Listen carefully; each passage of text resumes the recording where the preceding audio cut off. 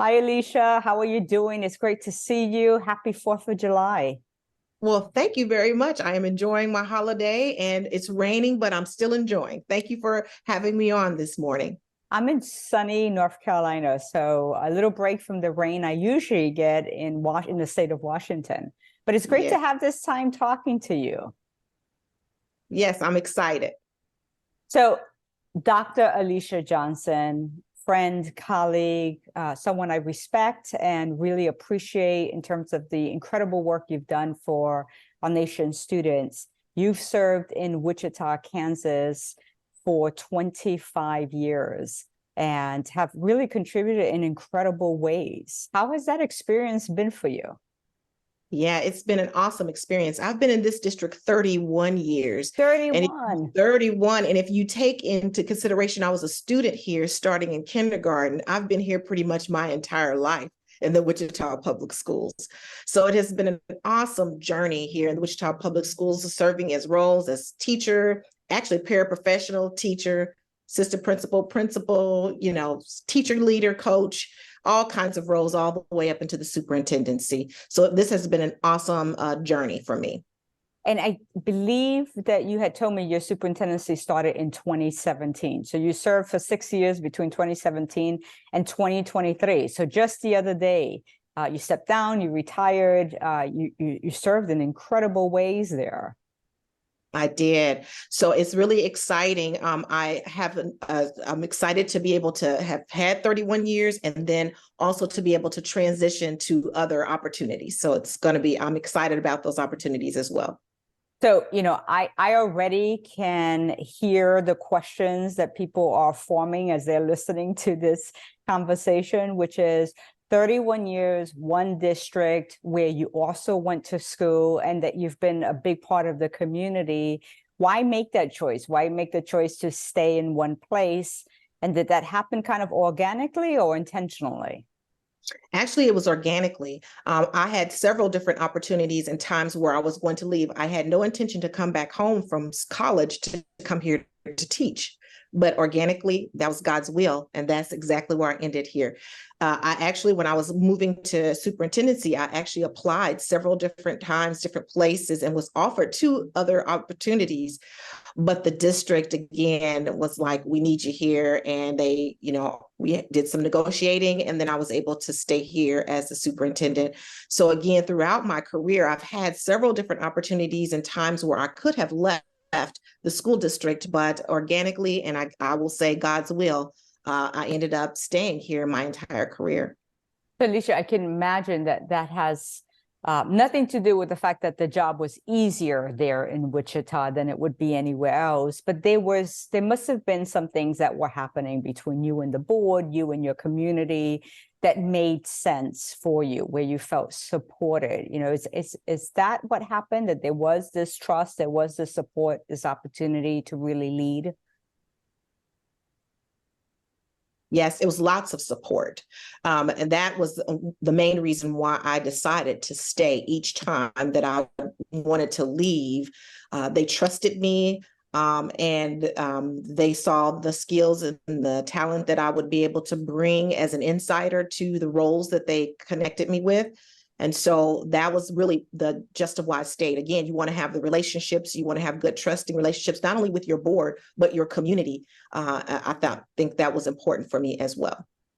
So then what does this mean now in terms of how you would answer, an up and coming superintendent who says, when if I have the opportunity to stay, should I stay or should I move on to other districts and kind of expand my experiences? How would you help an up and coming superintendent to think about those options and choices that they have? Yeah, I think you have to weigh it all. I think you should never be close to leaving, and you should never be opposed to staying. But you have to make sure that the conditions in which you go to or stay in is one that's going to be successful, not only for you, but also for the district that you're going to. I always tell people, you have to find them a good match too. You shouldn't just go looking for a superintendency and just take any job that is offered to you. You have to weigh all of the things that are going to create a successful opportunity for you, as well as the district. You want your values and the things that you want to accomplish and do to be in alignment with where you work, whether it's in the district that you're currently in or one that you're looking to go to. So just make sure that it's a good fit for both parties. Now, one of those conditions certainly is the relationship that a superintendent has with her board.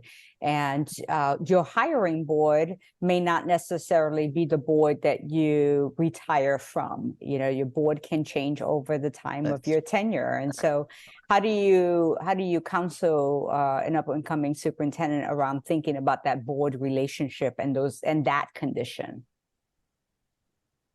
Yeah, board relationships is key to any superintendency.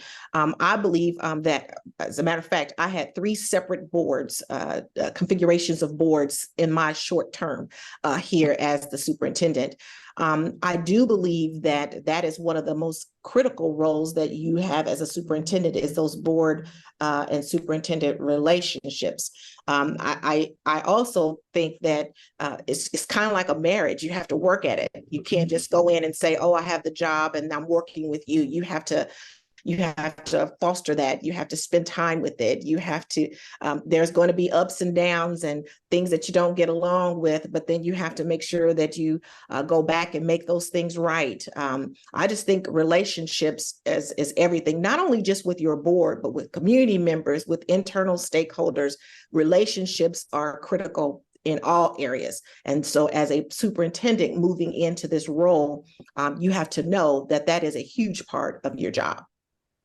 Certainly great advice, since boards do change over time, whether it's a board member that has to step off for whatever reason, or a board member that turns out, that terming out means the election of new board members, appointment of new board members that change conditions sometimes, and we have to be ready, right, to carry through that. And you have to also, whenever those new board members come in and out, you just can't automatically say, "Oh, just welcome to our group." You have to, there's a lot of professional learning. There's a lot of connecting and those things that have to happen to make sure that you reset that board each time that a new person comes in and out of the relationship, is what I call it. So I think it's important as new board members come in and out, don't just say, "Oh, welcome to our group."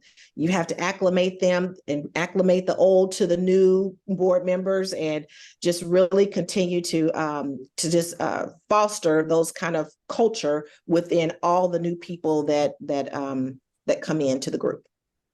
So we know the superintendency has always been a politicized political position, and that's not going to change, but we have this hyper politicization of education these days, and certainly of that role. And so in light of what is now some divisive politics that we are managing nationally, whether it's book banning, whether it's conversations about whose histories are included in curriculum, or whether it's conversations about, who can direct a superintendent and can someone bypass the board. Those kind of pressures are real today. How do you advise an up-and-coming superintendent around how to think about readiness for this position, so that our new superintendents aren't afraid to take on these roles? These are difficult roles, but we need bold leaders. We need equity-minded leaders. Yeah. One of the things that I have found that has been helpful maneuvering through all of these political issues that come is to really lean back into your policies and a lot of the procedures that I hope that a school district would have in place. I'll give you an example. So I had board members that would come in and they were wanting to say, "We want to start banning books from our school districts," right? Well, we have lots of policies on how you go about doing that. You just can't come in and say, "Oh, here is, we want to ban books." So I think policies and procedures are important, that they are there to help guide, and you can lean into those at times for some of these political pieces. I also think building relationships, when you have a relationship, you can seek to understand what the underlying conditions are for a person or a group of people who want to bring in some kind of a issue that may not be something that you're interested in doing as the superintendent, or it might not be helpful to the school district as a whole. So I think you also need to have those relationships. I also think when you're thinking about these political spaces, you need to have a group of people that you can dialogue with. I have a group of sister friends that are superintendents that I can call and brainstorm ideas on how to maneuver those waters with different folks, because you're not alone out there. There's tons of people that are dealing with the same things you're dealing with.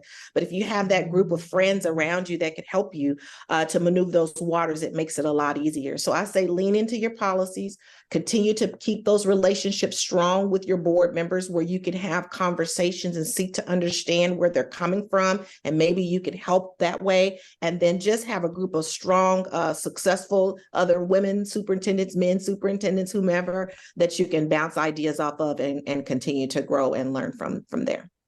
But Dr. Johnson, that's great advice in terms of having that network of trusted leaders that you can turn to, you can have on speed dial, that you can get together with. Yes. Also to keep ourselves kind of fresh in our thinking, also in terms of situations. Not every conflict is a bad thing. Those are great opportunities also for us to think differently about what we're delivering and how we're delivering it and how we're engaging community. And so having that sisterhood or brotherhood of a network of friends that are trusted friends who understand this role is so, so critical. Yes. So I am wondering whether you, in light of kind of what's happening nationally and just a politicized situation, and some situations that are, you know, quite frankly, feeling scary, right? In terms of limiting voices, limiting the civil rights of some of our communities and children, that as we're having these difficult conversations, the Supreme Court's recent decision around affirmative action and access in higher education. These are all big issues we're dealing with right now. Are you feeling hopeful, or are you feeling worried about the future of education? Well, of course, we're all worried about what's happening and what is taking place. But as I continue to listen and engage in either podcasts, watching news, or reading articles, I believe that there is a group of people around this country that are not going to stand for some of the things that are happening. And I am hopeful that our young people that I hear rising up will be and us in the Middle Ages as well are going to be able to stand up and be able to use our voices, and not only our voices, but our ability to be able to vote and to get out there and get the appropriate folks in places that are going to help lead our nation, instead of the folks that we currently have who are leading in the wrong ways, in my opinion. I think that we will definitely be able to pull together to be able to adjust and make change. So I am definitely concerned, no doubt about it, and very worried about what they're doing. But I am hopeful that we're going to rise up and our voices will be heard, and we will make the changes that we need to in order to change the trajectory of where we're headed. Dr. Alicia Thompson, I join you in your hopefulness. I thank you for sharing a little bit of yourself today with us.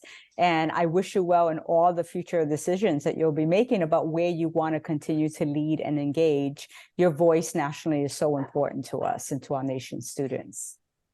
All right. Thank you very much for your time today. Thank you.